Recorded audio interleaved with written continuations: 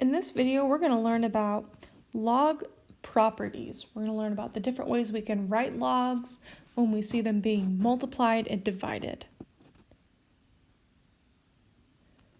All right, so the first thing we're going to learn about is called the product rule. But before I go into the product rule, let's just remember what logs look like. They usually have a little number down there at the bottom and then a whole number at the top. So we're going to come back to this example, but let's jump right into the product rule.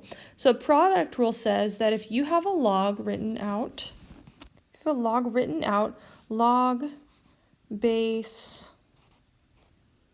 4 of something being multiplied, so you're trying to find the product, so multiplied 3 times 2, you can separate it out into two different logs. So we can have log base 4 of 3 plus log base 4 of 2. So notice we went from multiplying here to separating it out with a plus sign in the middle. So the 4 stayed at the bottom as the base of each of those logs, the 3 got its own log, and then the 2 got its own log as well. So we can separate from a product or multiplying to adding. That's the product rule. We can go from multiplying inside of a log to adding two separate ones together. Now quotient is for division. So log base 4 of two numbers that are being divided, like 3 divided by 2, can be separated into two different logs as well. Notice that they are separated with a minus sign in between. So we go from division to subtraction. So division to subtraction. I'll write that little rule there. So the product rule says you go from multiplying to adding and separate them. They each get their own log. And the quotient rule says you go from dividing to subtracting, and they each get their own little log too.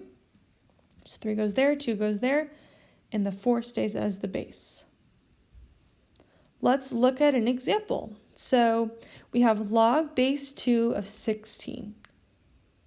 And I don't see like particularly a product or a quotient here, but let's just expand it a little bit. So I can rewrite it as log base 2 of two numbers that multiply together to get 16. So 8 and 2. So log base 2 of 8 times 2. 8 times 2. And now I see a product, or I see a multiplication. So the product rule says we can separate this into their own individual logs. Log base 2 of 8 plus log base 2 of 2. So we went from multiplying inside the log to adding them together on the outside.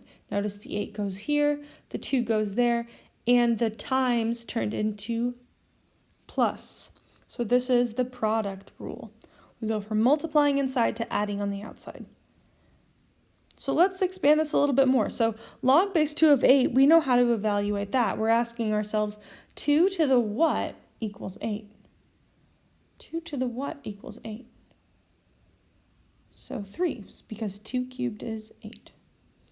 And what about the other one? 2 to the what equals 2? That's going to be 1. 2 to the power of 1 is 2. So that equals 3 plus 1. 4. Next problem, looks like the quotient rules is going to be used here because we have a division sign, and let's just color code this a bit so we can write this out very clearly. So log base 5, 125 over 25, we can separate this out into two different logs. They'll just be separated by a subtraction sign. That's what the quotient rule says. So log base 5 of 25 there, and then separated by a subtraction sign. And let's evaluate this further. Let's simplify this down. So for this one, this first one, we're asking ourselves,